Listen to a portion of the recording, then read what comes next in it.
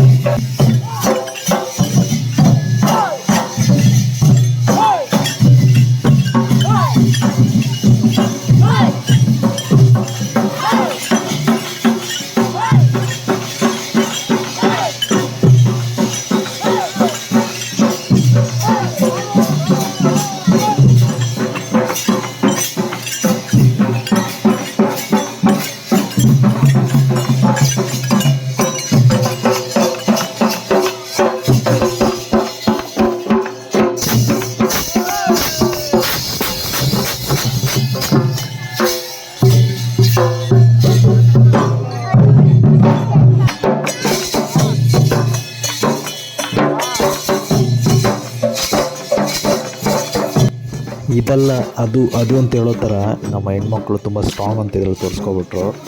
ಏನು ಡ್ಯಾನ್ಸ್ ಆಡೋದು, ಅಪ್ಪ ಅಪ್ಪ ಅಪ್ಪ, ನನಗೆ ಸಾಕಾಗೋಯ್ತು ನೋಡಿ.